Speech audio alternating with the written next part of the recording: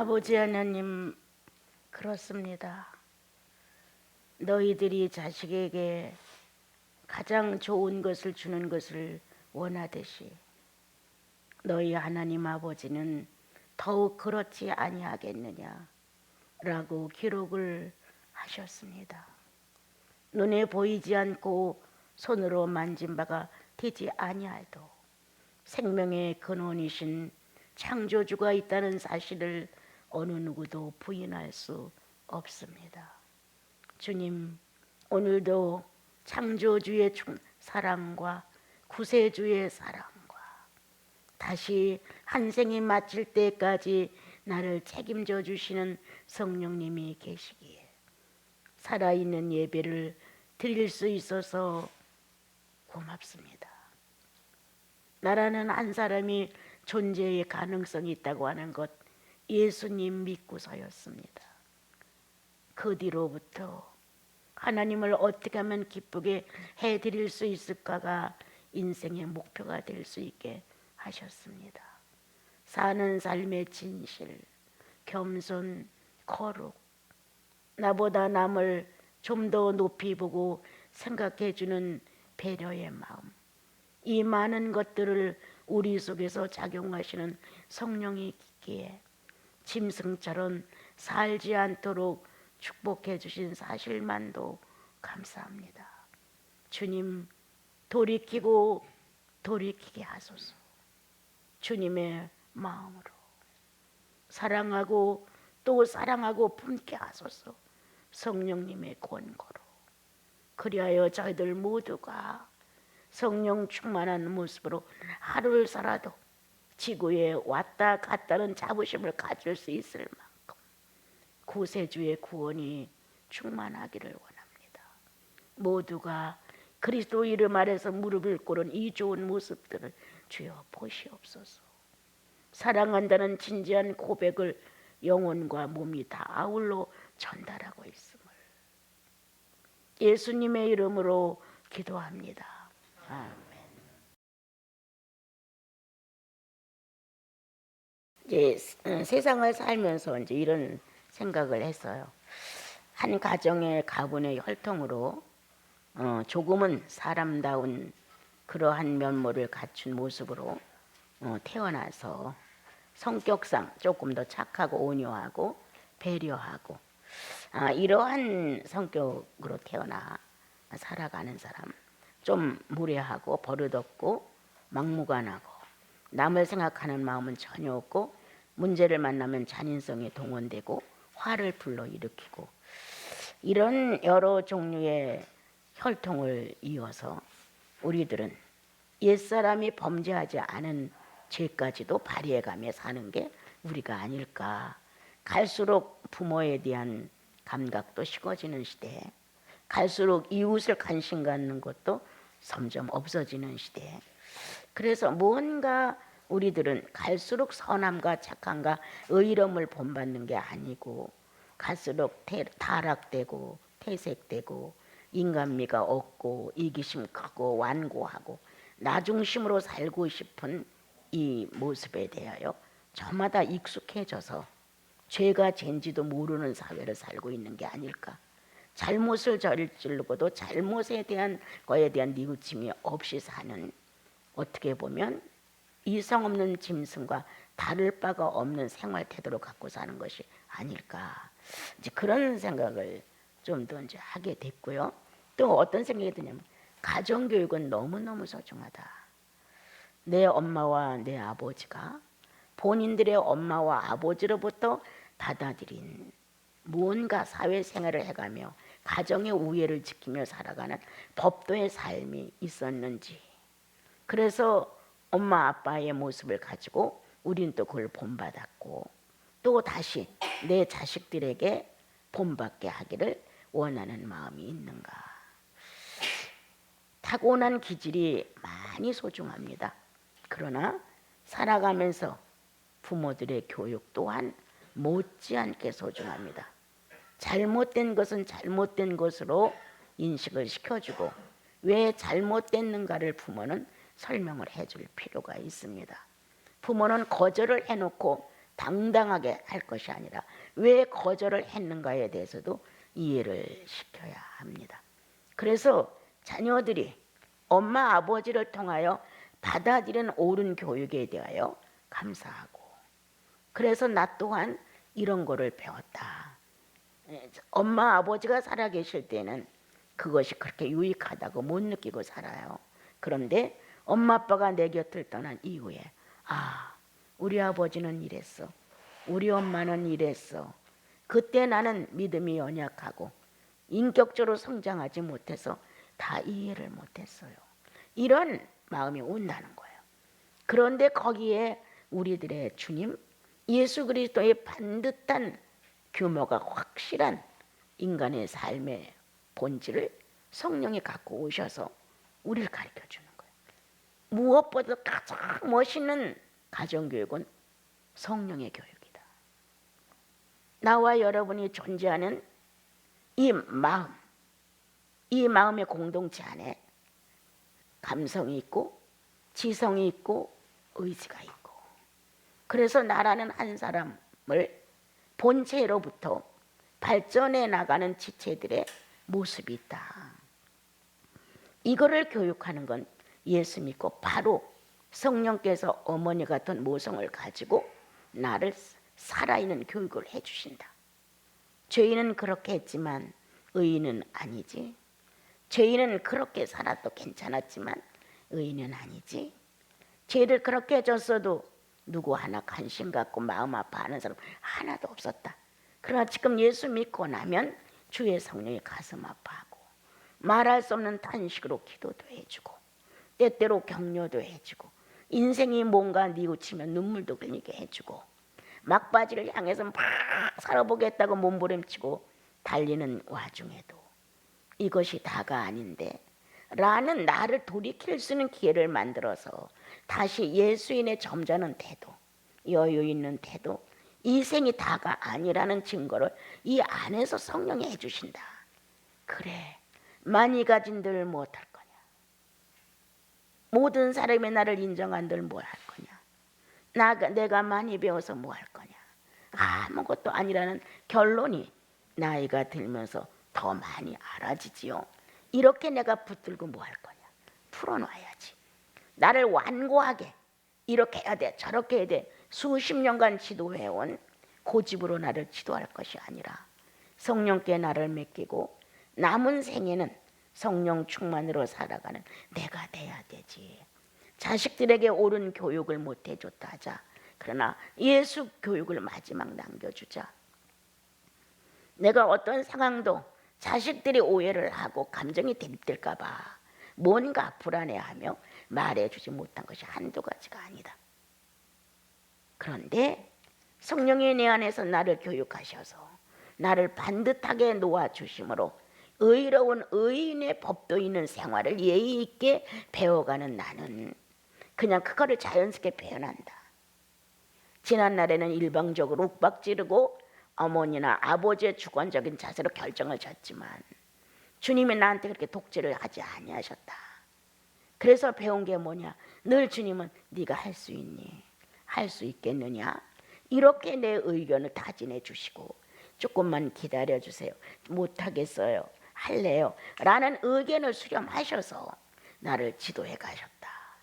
거기서 나와 여러분이 바른 진리의 교육을 받으면 이와 같은 품성의 품위 있는 인격이 그냥 사생활 중에 나오니까 자신들도 모르게 그렇게 했어, 그렇게 하는 것은 이래서 나쁘고 이렇게 하는 것은 이래서 좋은 점이 있지.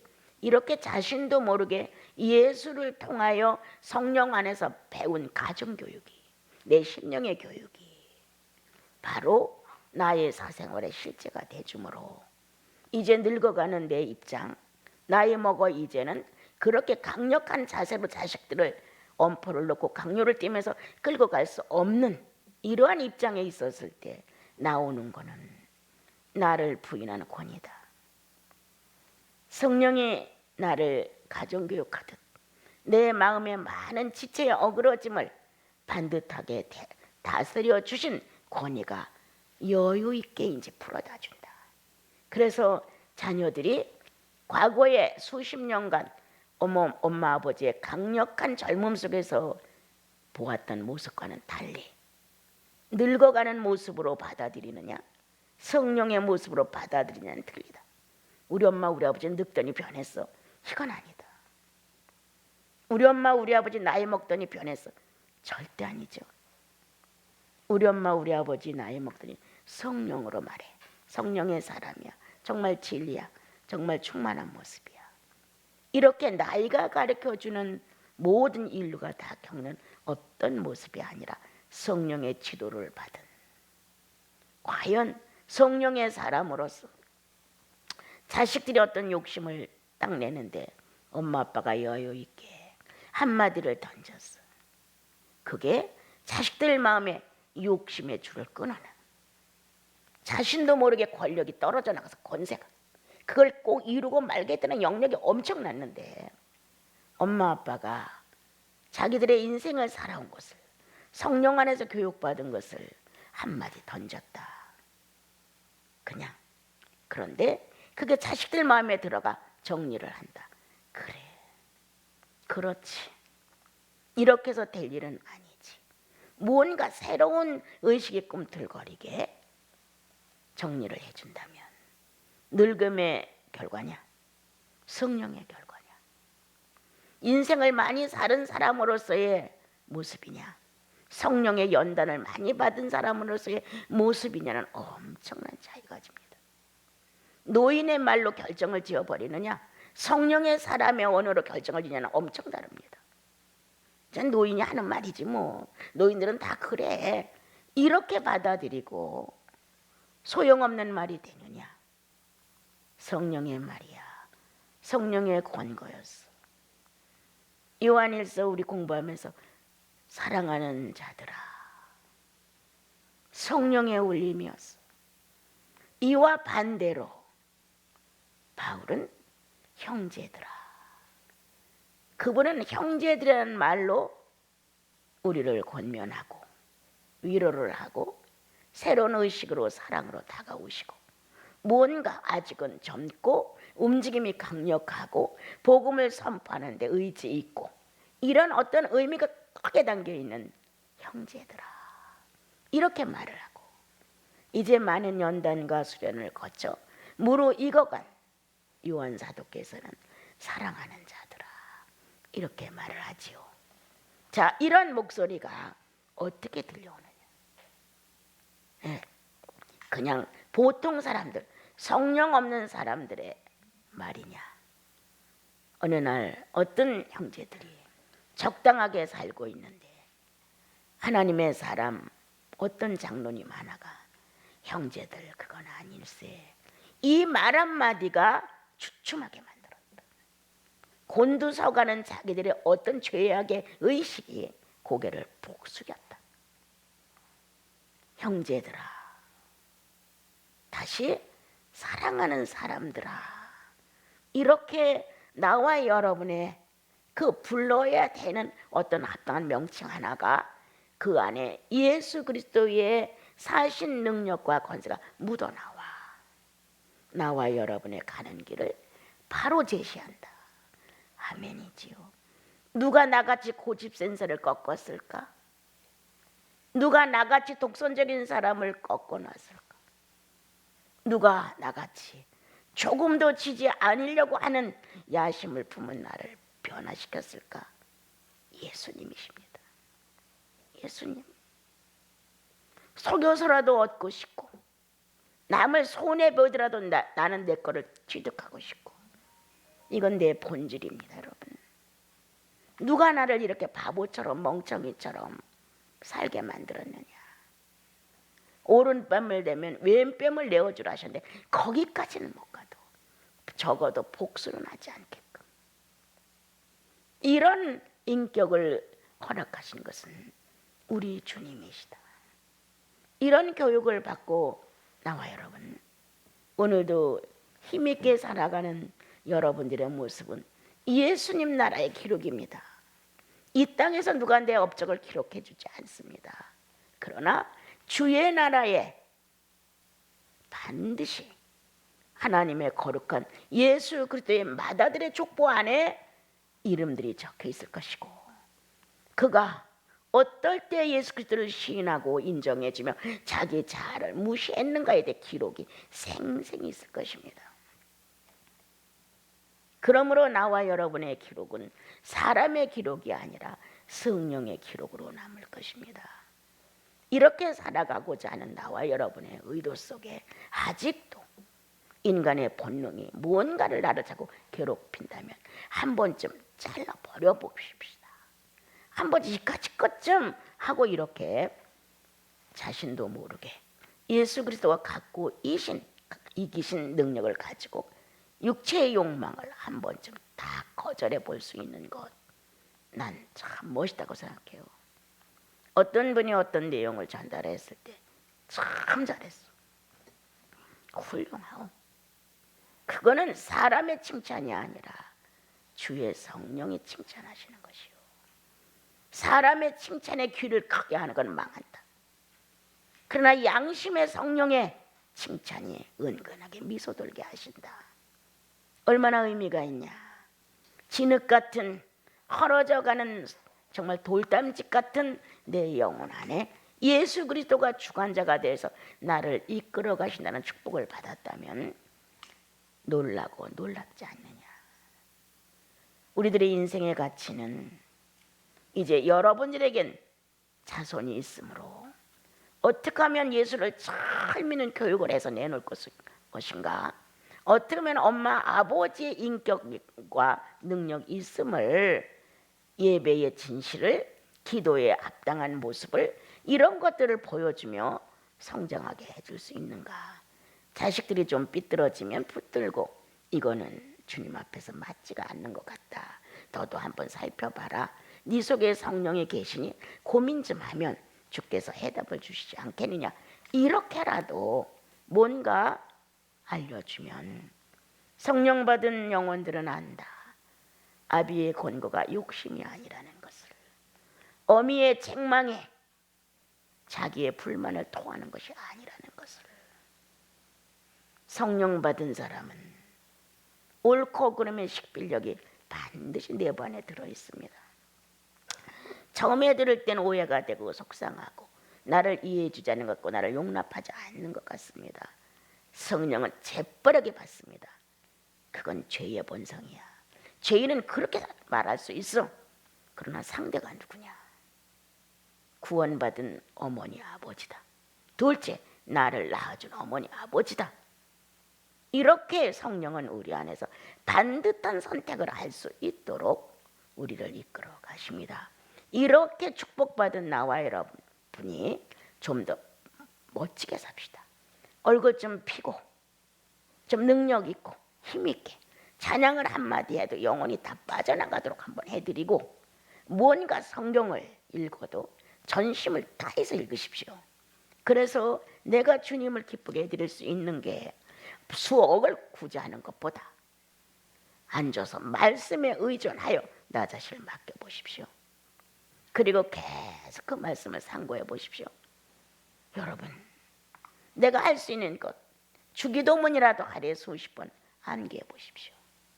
무언가 예수의 것으로 나를 튼튼히 방비해 나가려는 의지가 있어야지, 예수의 것은 하나도 사용하지 않고 자기 사생활 중에 죄인과 똑같이 다 생활을 벌이면서 어떻게 성령의 축복을 받으려는 마음을 갖고 있는 건지, 어떻게 하나님은 내 생활의 해결사가 되어서 척척척 해결해 주기를 바라는 건지.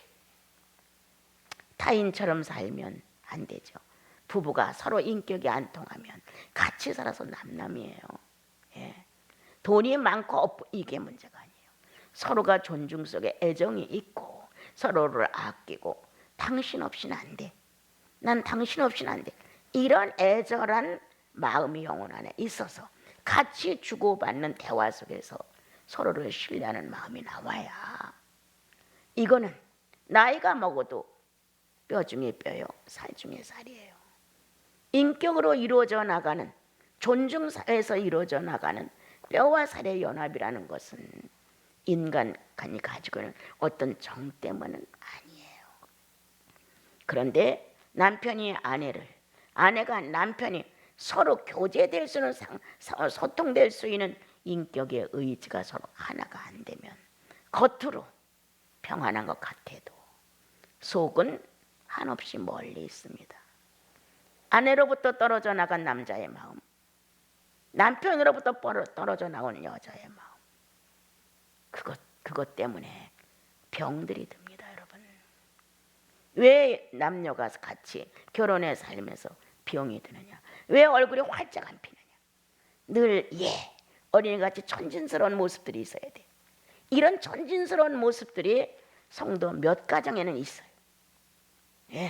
그러나 실제로 이 천진스럽고 성령이 계셔서 예수 믿어서 내 남편이 예수 믿고 내 아내가 예수 믿어서 이러한 삶이 자연성이 된 충만성은 몇 집 안 돼요. 우리 그렇게 하지 말자. 이제 몇 달 안 남은 마지막 해를 놓고 뭔가 결실 있는 부부의 소통됨, 애정의 진실함, 지금까지 함께한 사실에 대하여 주님 앞에 감사할 수 있는 것들, 존중하지 못하고 억압으로 했던 것들, 고집 세고 멋대로 결정했던 것들, 남편이 얼마나 어려운지, 아내가 얼마나 어려운지에 대해 냉담한 사건을 가지고 그냥 사는 거예요. 이건 아니죠. 오늘도 나와 여러분 살아있는 동안은 가정의 평화를 일러놓읍시다. 아내와 남편의 아름다운 애정을 일러놓읍시다. 서로 희생해 주자. 내 남편 죽으면 내가 어떻게 희생할 수 있어? 내 아내가 세상을 뛰면 내가 어떻게 희생할 수 있어? 못한단 말이야. 살아있을 때 해주라는 거야. 나는 살아있을 때 희생해라. 살아있을 때 나를 좀 부인해라. 그래서 아내가 남편을 위해서 부인한 것, 남편이 아내를 위해서 부인한 사실은 예수의 공적이 된다는 거예요, 여러분. 같이 살면서 애정 있게 살기 위해서 서로를 존중하고 서로를 높이고 없어서는 안 되지. 이러한 성령 안에서 소통되는 인물들이었다면 우리는 그렇게 살아야 한다. 결국 그 결과는 주님의 공적이 된다. 주님이 나에게 그렇게 하셨어요. 희생 없는 나에게 남편을 위해 희생할 수 있고 내 자를 부인할 수 있게 해주셨어요. 공적이 누구 거냐? 주님께로 돌아간다. 정말 어떤 이론에 대하여 얘기하고 싶지 않고 그냥 좋아서 하면 한다 라고 내버려. 그냥 내버려진 아내가 되면 안 됩니다. 남편이 관심을 가져야지, 아내가 관심을 가져야지. 서로가 내버린 상태로 살아가는 거는 이건 주님 앞에서 어떻게 보면 불법입니다. 그래서 이제 2달도 안 남았죠? 우리 크리스마스 때까지 찾아봅시다. 무엇가 가로막혀서 우리는 주님의 말로 권면 한 번을 왜 못하는가? 왜 성경 말씀으로 서로를 위하여 말해주지 못하는가? 아니면 여태까지 예수 믿어온 성령의 감동과 말로 봤을 때 이건 아니라고 이렇게 할 수 없는가? 아니면 그동안 주님 안에서 이만큼 잘한 거에 대해서 고맙다고 하든지 무언가 여러분 예수 그리스도의 공적을 만들어 드렸으면 좋겠습니다. 우리들이 아무것도 없는 것 같은 이 작은 빈 마음들이 나보다 못한 형제 자매들에게 유익을 줄 때 그들 마음에서 예수가 의식되기 때문에 난 좋습니다. 작은 것 하나 받고 주님 아무개 성도가 이걸 보냈네요. 이렇게 그 성도를 기억한 게 아니라 그것 때문에 내 심장에 있는 예수가 일어난다는 거예요. 주님 고맙습니다. 나 같은 게 뭐라고 나한테 이렇게 관심을 가져줄까요? 누구를 찾느냐? 우리의 자그마한 선행이 예수를 살려준다. 성도 마음 안에서 외롭게 지쳤다, 불행해서 지쳤다, 일에 지쳤다, 많은 불상사가 우리 안에 가득 차 있다. 그런데 성도의 어떤 말 한마디가 나를 살렸습니다. 주님 고맙습니다. 그런데 누구냐? 이게 결론은 다 예수께로 돌아간다. 선행은 쉬지 않고 해야 한다. 기도로 선행을 하든 가끔 나는 원장님 나를 위해서 기도해 주는 줄 알았어요. 왜요? 내가 언제 기도한대요? 이렇게 말해요. 텔레파시가 다 있어요. 그 기도가 살려주고 있다는 사실, 말 한마디가 살려주고 있다는 사실, 어떤 자그마한 헌금 하나가 살려준다는 것, 요만한 사과 한 덩어리가 관심으로 다가왔을 때 살려준다는 것, 그 예수님 살려주는 거잖아요. 그 마음 안에서 내가 선행을 얼마 해서 난 관심도 없어요. 내가 무엇을 누구에게 어떻게 줘서 관심도 없어요. 그 속에서 예수를 다시 한번 인식하고 주님 감사합니다. 이렇게 주님의 의식을 일깨워 주는 의미의 선행이지 다른 건 결코 아닙니다.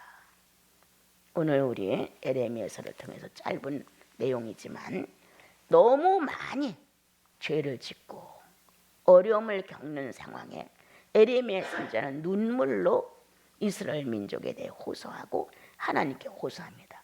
그러다 애가까지 나오게다가 비통한 마음을 실어서 하나님께 올려보내며, 이 애가의 문장이 엄청나게 멋있었습니다. 여러분, 난 이거 읽을 때 정말 놀랐어요. 그 전에 어떻게 이렇게 문장을 멋있게 쓸 수 있었을까? 어떻게 이렇게 속속들이 필요한 적서적소에게 적합한 말로 이렇게 마음을 울릴 수가 있을까? 그래서 애가를 엄청 많이 좋아하고 읽어본 적이 있었어요. 여기 이제 5장의 7절을 한번 우리 같이 읽어봐요. 왜 이런 결과로 왔을까? 5장 7절 같이 읽어요. 우리의 조상들은 범죄하고 없어졌으며 우리는 그들의 죄악을 담당하였나이다. 예, 전체 그분의 시 같은 애가지만 왜 우리가 지금에 와서 이런 형편을 만났습니까? 영적 기근만 아니라 육적 기근도, 두 가지가 다 기근 속에서 허덕이게 됐는데 왜 이런 결과를 우리에게 맞은? 우리 조상들이 범죄하고 죽었고, 이 범죄한 내용의 결과는 우리가 안게 됐습니다. 정말 예수를, 하나님을 잘 믿고 바른 법전에서 경외했다면 그걸 유전받았을 텐데 그들이 이렇게 범죄하고 세상을 뜨고 우리는 모범을 못 만났습니다. 누군가를 만나 그들의 선지자, 그들의 형제 자매들, 그들의 부모들이 이런 예수를, 이런 하나님을 남겨주고 갔더라면 혹시 육적인 어려움을 만나도 영적으로 극복할 수 있었을 텐데 영육이 다 우리는 망해가고 있나이다. 이렇게 우리의 잘못이 삐뚤어진 예수관, 자기의 유익을 위해서 서둘러서 거짓말하는 모습들, 자기의 어떤 편리를 위해서는 상대가 원하지 않았는데다 원한 것처럼 말해가지고 내 거로 만드는 습성들 얼마나 많아요.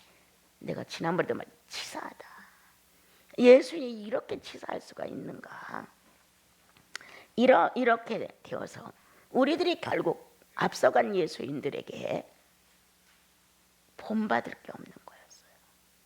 그래서 이들이 지금 우리의 조상들은 범죄하고 가버렸고 세상을 떠났고 이제 이 죄의 결과는 우리가 담당을 하게 됐는데 뭔가 영육으로 다 이렇게 어려운 곤고와 핍박 속에서 무엇을 우리가 지탱할 수가 있겠습니까?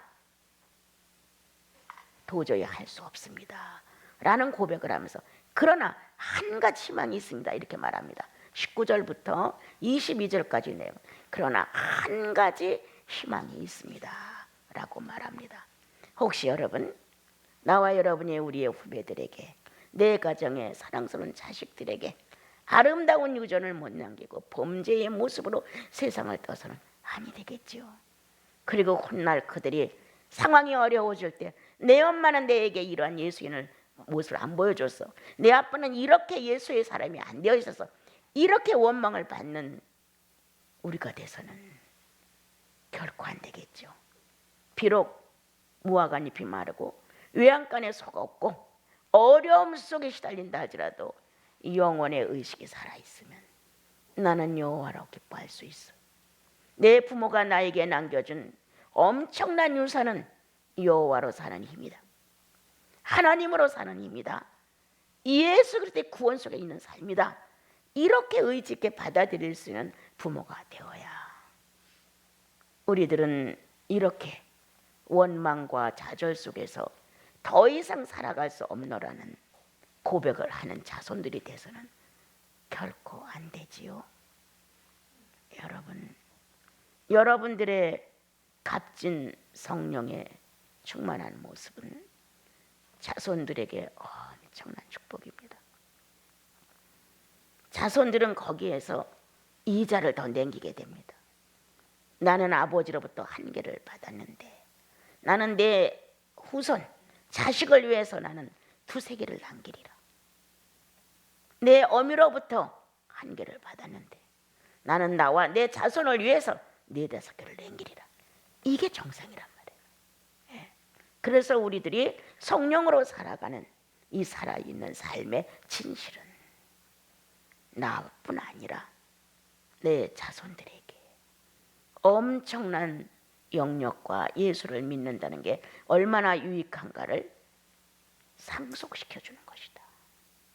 우리는 어마어마한 상속자죠. 하나님은 예수 그리스도를, 예수 그리스도는 성령을, 성령과 예수 그리스도는 나에게서 그 모든 걸 상속하셨죠. 이렇게 성부와 성자와 성령의 엄청난 속성을 상속받은 나와 여러분, 아무것도 없는 것처럼 궁상 떨지 맙시다. 똑같이 죄를 안 갚음하고 똑같이 묘하고 똑같이 불만을 토하고 똑같이 죄를 짓고 이렇게 살지 맙시다.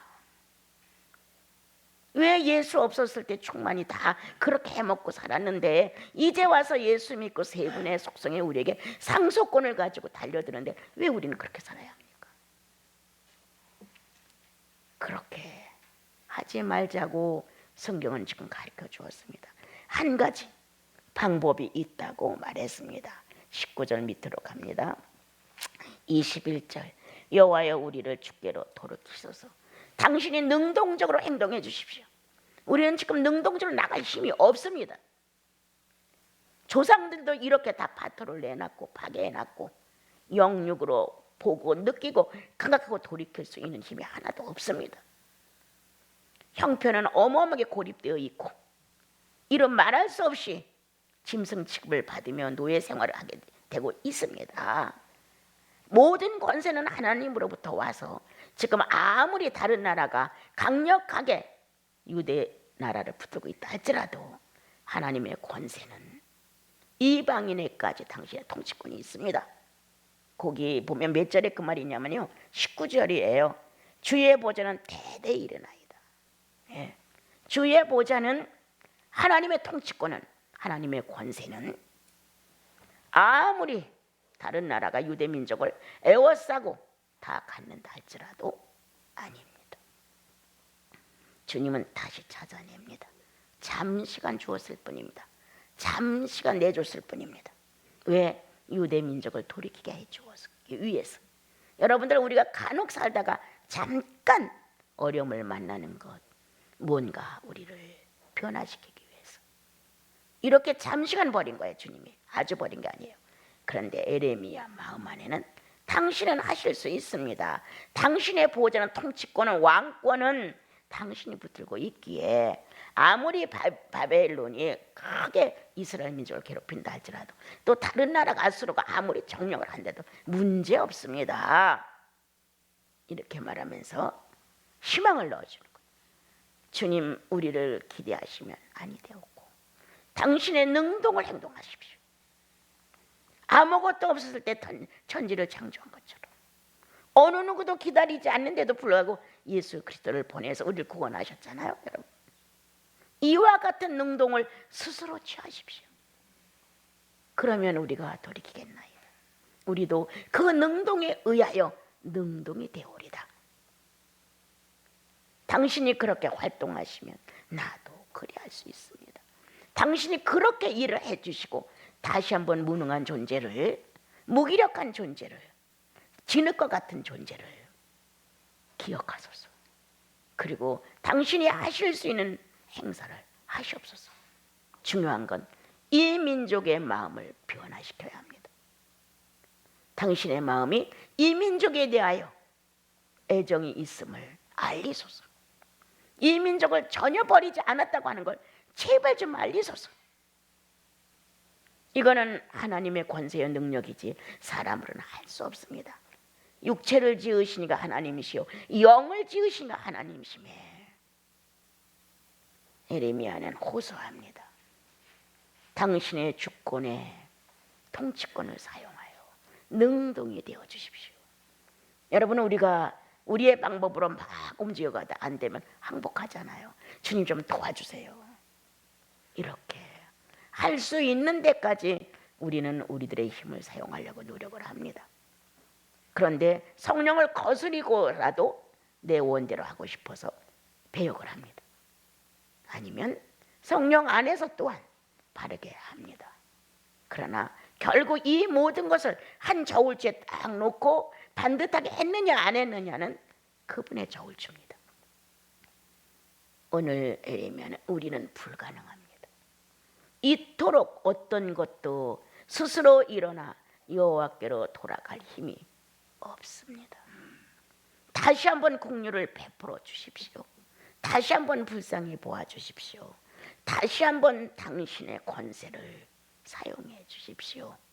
그래서 창조엔 엄청난 능력이 있었던 것처럼 지금 하나님을 버린 것 같은 아무 존재의식이 없는 이들의 마음에 새로운 의식을 불러일으켜 주십시오. 돌이키게 해 주십시오 라고 호소를 합니다. 여러분, 내가 이렇게 폐허가 됐었을 때 내 속에 계신 성령님은 이렇게 기도를 안 할까요? 예? 내가 죽은 자처럼 세상의 욕망에 이끌려 성령의 감각이 없는 것처럼 말씀을 듣긴 들어, 예배에 참석해. 그러나 성령과의 어떤 짜릿한 교류와 인격의 의미가 전달되지 않는 때가 많다는 거예요. 우리 안에 성령은 탄식함으로 하나님께 호소한다. 죽어가고 있습니다. 당신의 따님이, 당신의 아드님이 시체되어 가고 있습니다. 무덤에 내려간 자처럼 하나님에 대해 의식이 없습니다. 살릴 자는 예수 그리스도의 부활밖에 없습니다. 이렇게 호소하는 성령님이 계시다는 거예요, 여러분. 그래서 우리는 일어날 수 있어요. 일어날 수 있어요. 정말 수없는 이 몸이 아파서 온도가 막 40도 이상 올라도 가슴에서 밀어 오려내는 것은 예수예요. 그 예수라는 그 한마디의 의미가 내 영혼에 회전되면 아픔도 별게 아니더라. 이렇게 말씀하시면서 살려내서 그들이 돌이켜지면 그들이 수동으로 스스로 자기를 알 것입니다. 이제 우리는 하나님의 능동 속에 그냥 어떻게 하시겠지, 하나님이 어떻게 해주시겠지, 이런 날이 너무 많이 지나간 거예요. 하나님께서 어떤 일을 하시겠지, 내가 정말 잘못했으면 하나님께서 벌을 주시겠지, 뭔가 마음에 안 들면 깨닫게라도 하시겠지, 이런 식이라는 거예요. 예. 안 된다는 거예요. 예. 우리는 오늘도 그렇게 능력 있게 나와 여러분 안에서 폐허가가는 아주 완전히 망가진 황무지같이 되어지는 나를 보고 내 안에 구원받은 성령의 능력이 호소하는 거예요. 돌이키게 해주십시오. 일어나게 해주십시오. 그리스도가 흙 속에 묻힐 수가 없었습니다. 하나님의 권능은 죄 없다는 걸 증명하기 위해서 부활로 일으켜 주셨습니다. 하나님의 아들, 딸도 죄 없습니다. 일으켜 주십시오. 성령은 기도하노라. 오늘도 나를 놓고 우시나니라. 오늘도 나를 불쌍히 보느라. 그리하여 현재와 같은 입장이 바꿔졌습니다, 여러분. 이렇게 하나님의 사람들이 살아계신 주님을 현실로, 하늘에 멀리 있는 게 아니라 현실로 끌어내서 형제 자매들이 겪고 있는 그 당시에 그 비참한 환경에 하나님께서 관심을 갖고 일처리를 하시게 해주셨습니다. 나와 여러분 똑같지 않을까요? 우리도 때때로 고장난 시계처럼 안 가. 맨날 그 자리야. 발전이 없어. 무언가 나이는 먹어도 그래도 예수인이 아니에요. 여기서 예수의 젊음이 끌어올라야 되잖아요. 그리고 사랑한다는 고백은 20대, 30대, 40대, 50대, 70대에서 똑같아. 오히려 주님 나라로 더 가까이 간다고 하니까 나 거짓으로 말하는 건가요? 아닌가요? 점검하게 돼요. 예. 그때는 죽는다는 날짜가 너무 멀었으니까 주님 사랑해요 쉽게 말할 수 있었어요. 지금은 주님 내가 사랑하고 있어요 이러고 내가 정말인가? 주님 나라 가서 주님을 배울 때 욕심 더덕더덕 붙어갖고 예수의 희생조차도 모르고 온 무식한 내가 아닌가? 오늘 하나님이여 능동으로 일하십시오 라고 기도한 것처럼 내 안에 주의 성령이 구원받은 내 영혼을 놓고 기도하신다. 능동으로 주님 일하십시오. 예수의 부활로 일으키십시오.